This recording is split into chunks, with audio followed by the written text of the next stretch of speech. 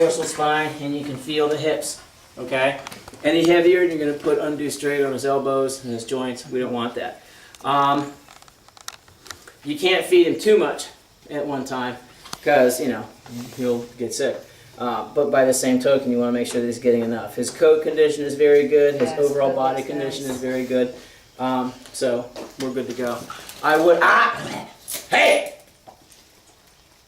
That's what I'm talking about. That redirection growling and stuff, that started becoming a problem. And basically, we get on him for it. We don't ever permit that. You do not turn around and snap at me. That's what he was doing before you came. You get on him. We hadn't seen it at all. And then all of a sudden it started, something that but when he gets going, and basically it's puppy arousal is what it is. And it's like I said, for the most part. Do that again, Aiden. Run through here like crazy, man. Out. Leave it. Good. run back. Good boy. Come Run back, back run. through. Run back through. Leave it. Simple as that. Good boy. Very nice. And the foot grabbing. He doesn't do that to me. He'll look at my feet like he's gonna, and then he'll be like, nah. My husband and my son, he'll try it. Same thing. He's on a leash and collar. You can control the outcomes of that behavior. He goes to do it. Out! Leave it! And it's punishment. Don't do that. All your fun stops right now. Got it? He hasn't tried grabbing at my pants. Smart. What? Collar and leash in the house. Okay. And that goes for her too. No, I would do it. It's how puppies learn. It's how babies learn. It's how children learn. It's how adolescents learn. Okay. No arguing. None. We No don't arguing. really argue, Okay. actually. All right. Do you have any questions? That's our arguing. That's it. Walking on a leash. Remember, I was telling you last time, he'll come down a driveway, sit, and stay. Okay. And you said, just keep You walking. just keep marching. Like Grant through Richmond, dude. Here's the thing. Okay, good boy. He understands heel, but for the most part, and I thought it was on that tape. Everything Heel is stay by my He side. stays by my left side, okay? Loose leash, as you can see. But I have enough control of the leash to where if I go to turn and he's not paying attention, he's going to get nudged. All right? Now, the reason we use these chain training collars on dogs, period, he's fast approaching the age to where he's going to start refusing. I've just disabled his ability to refuse. It was written by a man named William Keeler many, many years ago that he'll stay with you in order to keep up with his own head. Okay? The point being is not to hurt him, but to teach him that resistance is no longer an option. And what happens over the course of time, just like with kids, I don't want to... If you don't sit there and make them eat their peas the first time, they remember that. I didn't have to last time, so I'm going to put up a bigger fuss this time.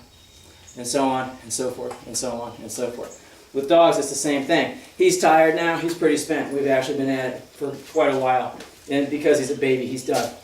But the thing is if I want him to move, like I said, I just have that additional incentive for him to get up and move with me. Okay? When social attraction no longer works, I am using force. But I'm not using so much force that it's harming the dog. I'm using just enough force so that he realizes this is uncomfortable for me. Okay? So that way, resistance has become futile. And he likes to heel, but like you said, he's a baby. Heel exercises or heel drills with this guy a couple of minutes. When you go for a walk and he starts pulling on a leash, you make an about turn. He's moving that way, I simply turn in the opposite direction. I don't yank on him, okay?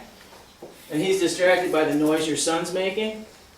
So what I'm doing basically is just availing him to figure out, just because he's distracted, doesn't mean he gets to do what he wants. See how that works? And I'm not addressing it. Heads up, tails up. He doesn't think that he's being punished. All of a sudden he's just going, hey, what's happening to me? The more that happens, the more inclined he's going to be to watch it. Good boy. See how that works? And when he quits, you kind of have to ask yourself, is he quitting because he's tired? Is he quitting because he thinks I'm going to carry him? What's he doing? Good boy. Sit. Nice. Stay. Okay. See how that works? Make it look so easy. Because it is. No. It's just the thing is people, the two things that people do that frustrates all of their efforts to train their own dogs is they rush through everything because if they can't succeed at A, they figure they can succeed at B. When with dogs, if you can't succeed at A, you go back to minus A. Okay? You go backwards. You don't go forwards, ever. And the other thing people do is they have a quit button. This isn't working for me. So instead of changing what they're doing, they try to power through that. And the message to the dog becomes resist conflict. Okay? These guys are puppies, they're babies. You can't, they don't work that way. You know, the cult of current positive reinforcement dog training dictates never tell your dog no. I'm here to tell you, yeah you do. Just like you tell your kid no, your spouse, occasionally your boss. Absolutely. Because there's a consequence. And the consequence for failure is not necessarily pleasant. The consequence for success is always pleasant. Okay, good pup. And the thing is dogs learn by contrast. Survival is not driven by success, either in the human world or the animal world. Survival is driven by the ability to overcome your failures. Does that make sense? Good.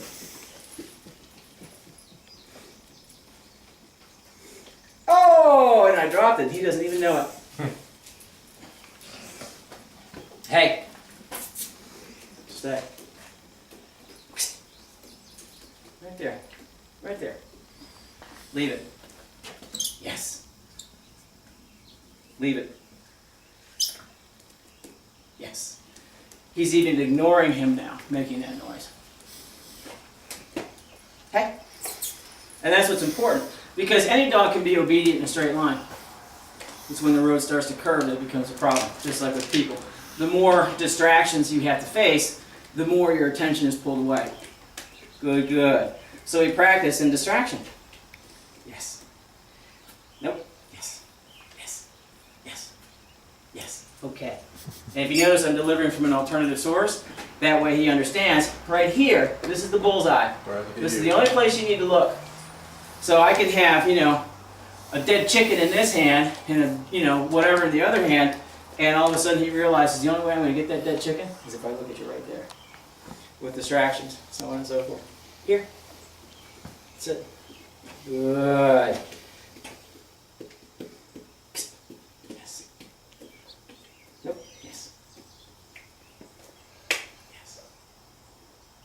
And even in the set, you know, one session, I'm fading the cues and making the expectation harder and harder. Okay. See how that works? I give him yes, no, and all of a sudden I'm silent. He's like, how did I make that happen last time? I looked right there. And essentially that's what leave it means.